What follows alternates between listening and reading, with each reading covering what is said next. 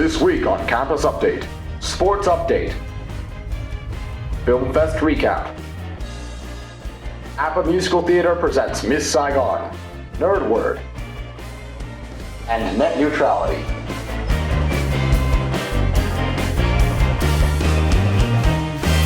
Well, howdy Oilers, I'm Skylar Davis and this is your Campus Update.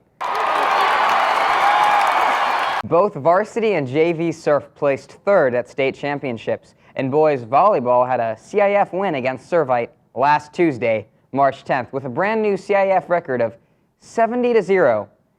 Great job, Oilers. And don't forget, our baseball team has a big game against Edison this Thursday, March 19th at 6:30 p.m. at the Angels Stadium.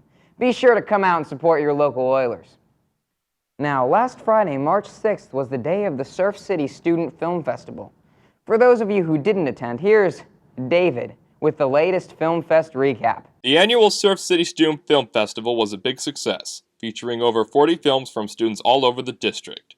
Filmmakers were excited to see their films featured on the big screen, but only a few came out on top in the categories including Best Music Video, Best Nonfiction Film, Best Tech Execution, Best Screenplay, Best Acting and Directing, and Best Animation.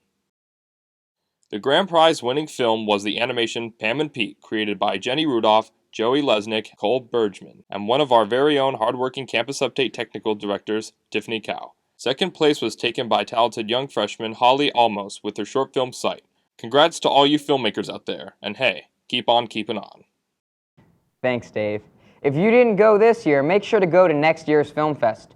One show that you surely don't want to miss, though, is Appa's musical, Miss Saigon. Here's the deets. Miss Saigon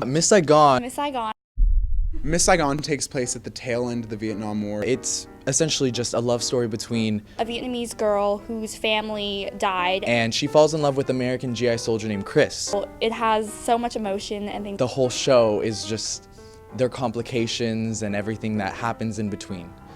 Why should people come see Miss Saigon? Because the music is amazing, the acting is amazing. Great acting and such great dynamics. It's historically present and it really gives you an in-depth kind of perspective into that world. Debatably one of the most powerful and beautiful scores and shows in general just ever written. And it's one of those shows that'll keep you on the edge of your seat the whole time.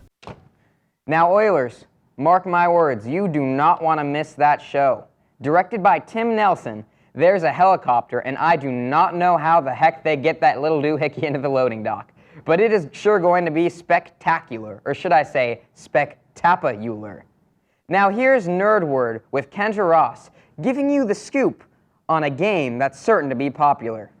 Welcome back, Oilers. As I'm sure everyone has heard, Majora's Mask 3D has recently been released, another 3DS remaster to add to your nerdy collection. Though having several differences between the original Nintendo 64 version, it's surprisingly a lot better than one would expect.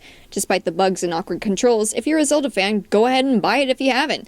But Nintendo, do we really need more remasters? No, we don't. Seriously, no.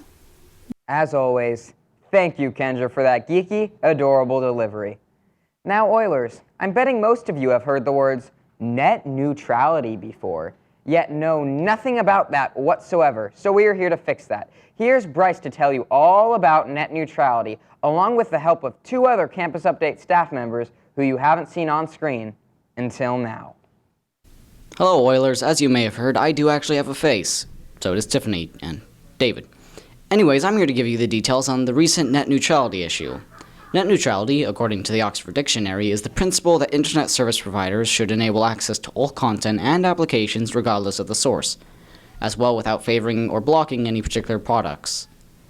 Internet providers such as Time Warner tried to remove net neutrality so they could provide different levels of service to different websites, claiming they could provide a optional premium service for higher paying websites. However, in reality, they would just give a slower service to low paying websites and normal service to higher paying ones.